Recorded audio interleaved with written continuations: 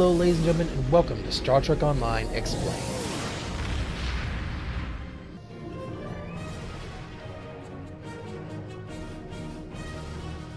Alright, this is, in front of us is the USS Break-Even. USS Break-Even is a Ferengi-ran freighter. We really don't know anything else about her. It's the freighter we see appear throughout the game. All decks reporting in, sir. We took some casualties, and sickbay is full. All ship systems have taken some damage, but some are worse than others. Life support is stable, but anything else could be an issue. Sabrel, send out a distress call. I have been trying to get a distress call out, Captain, but something is jamming all frequencies. Keep trying. Eliza, what's the status of the Klingon ship? She's still cloaked, but I think she took some real damage. We're in rough shape too, Captain. Zarba, damage report. Still running diagnostics, sir. Took us some time to get the systems back online. What about the break-even? Tell them, Sabrel. Hailing the break-even now, Captain. SS Break-Even. This is a Starfleet vessel, USS Forrestal. What is your status? Well, this is awkward. You're angry. I can see that. Understandable. Before this gets too carried away, hear me out. I had to send that distress signal. My options were limited while a Klingon was pointing a disruptor at my head. This is, of course, Quark from Star Trek Deep Space Nine. He was recently added. Originally, it was a different Ferengi. However, with the premiere of Victory is Life, Quark now is the commanding officer of the SS Break-Even. Some lines were changed to make him slightly less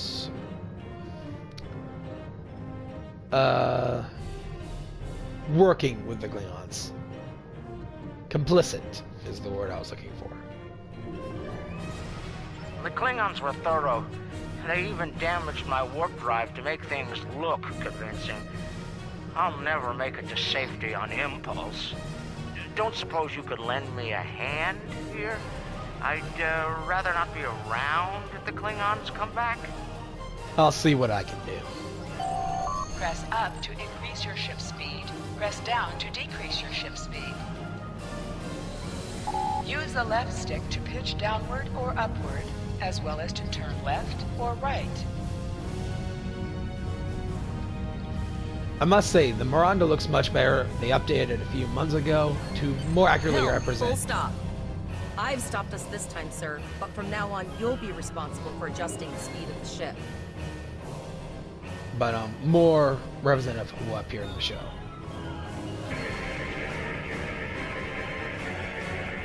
Looks like she just needs 3 or 4 warp induction coils.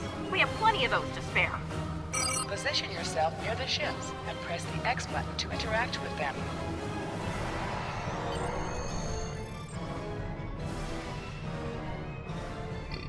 Excuse me. If the break-even can go to warp,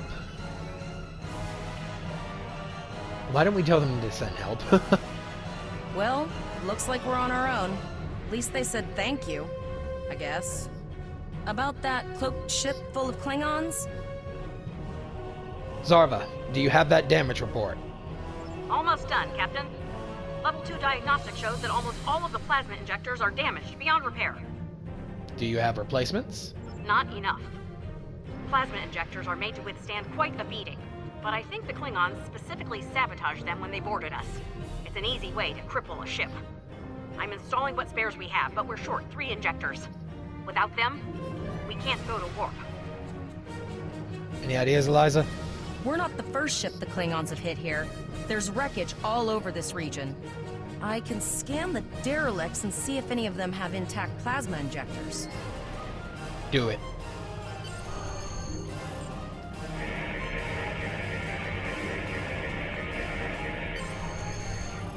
Bingo! I found some suitable debris in the boneyard nearby. Destroy 3 of those nacelles, and we should get the parts we need. Press the R2 button to fire energy weapons.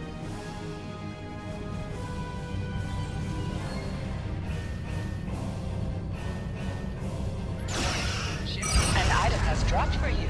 Move towards the item to automatically loot it. Yeah, that guy's getting annoying.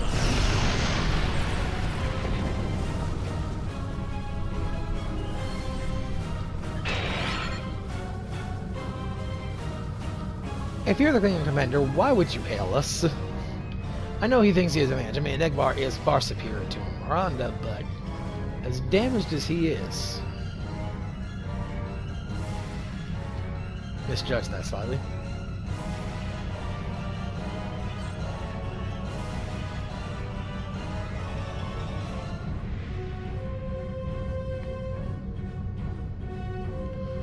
One thing I must compliment this game on is the sound design. These plasma injectors will do the trick, sir. Gorgeous technology. Type R, if I had to guess. 3.7 liter flow with shielded reservoirs and a drop flow induction coil converter and... Stay focused and work fast. There's still a Klingon out there who wants to kill us. You have your problems, I have mine. I'll need some time to get everything installed and run a level 1 diagnostic. We don't want to blow up the moment we hit warp 1. Eliza, give me a status report. Zarva's dealing with the warp core, but until she's done, we're still stranded out here with no way to call for help. Oh, don't forget the cloaked Klingon battlecruiser. It's probably making repairs faster than we are.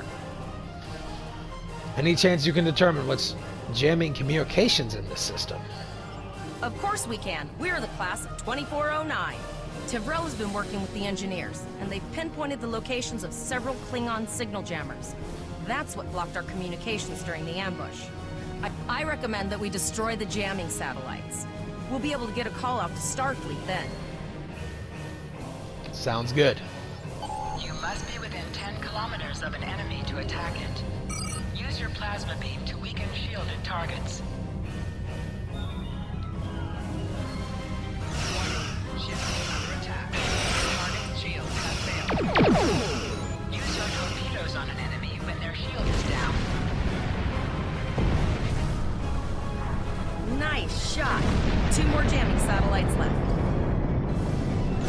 Ship is under attack. Target's shields have failed.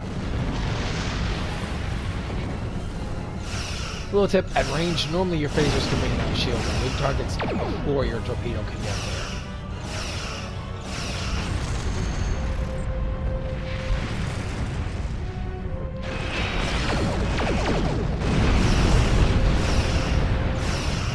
Target shields have failed.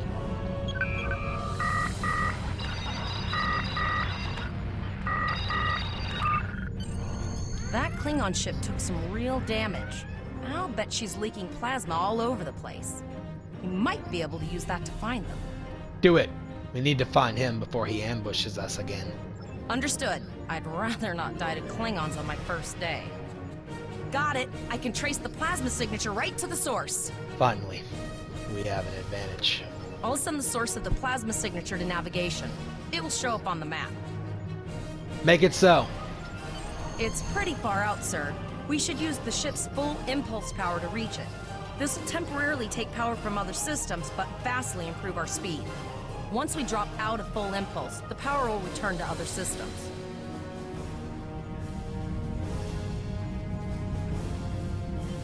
Hold up on the D-pad to activate and deactivate full impulse. You guys couldn't see it, but I was trying to activate full impulse the whole time because just force of habit. Multiple birds of prey decloaking.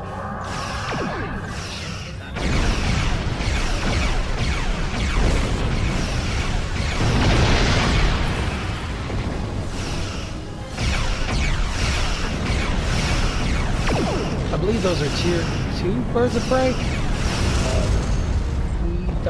Something like that. Again, we'll look at those more in depth when I do a Klingon playthrough. Torpedo.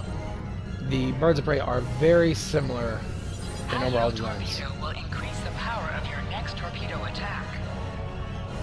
so it's hard to determine which one is which just off of sight. Zarva needs more time to get the plasma injectors installed. Warning.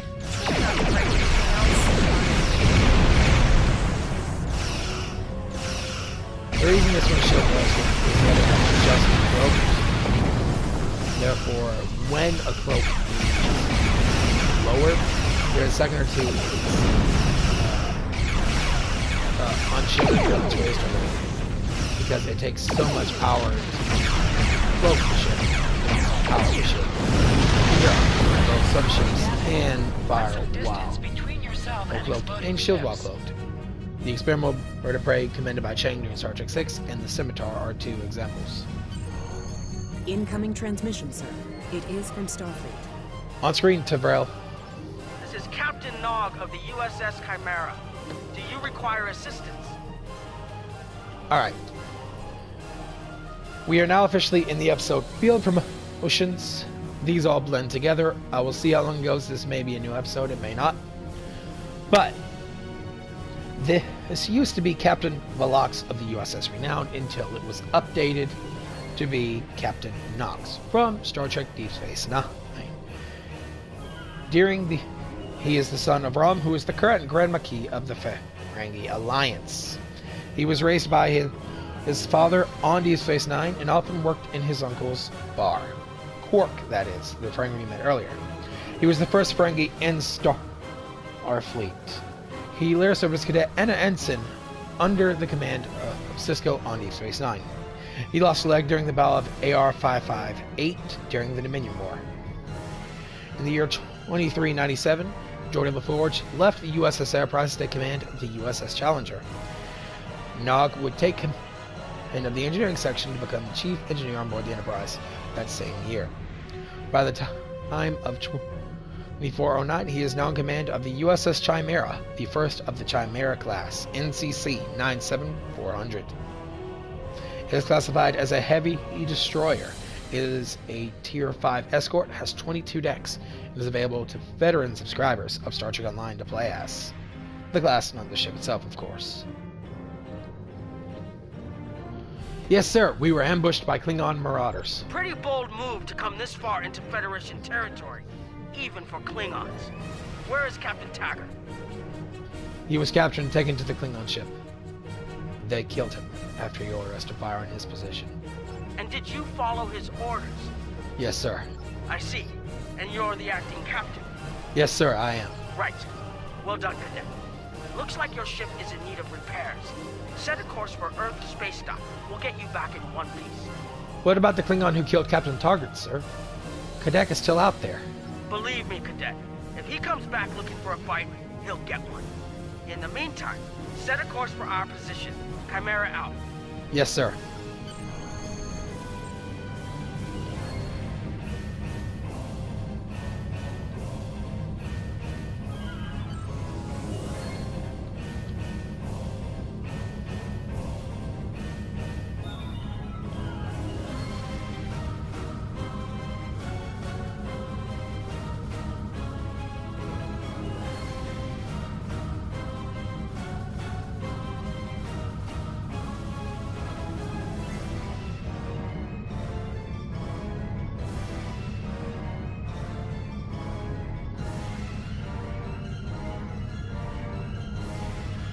Oh, by the way, the Enterprise I mentioned earlier was USS Enterprise NCC 1718. I should have specified which Enterprise, as the USS Enterprise NCC 171F Odyssey class replaced the Enterprise E after she was destroyed in 2409 by what was later revealed to be Undine forces.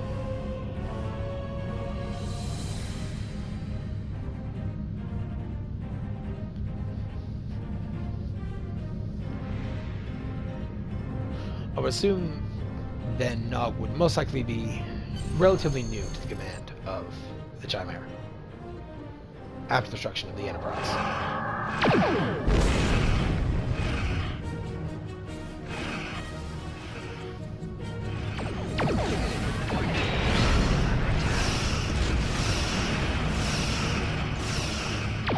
I doubt he begged for his life. Seriously, saw it on screen.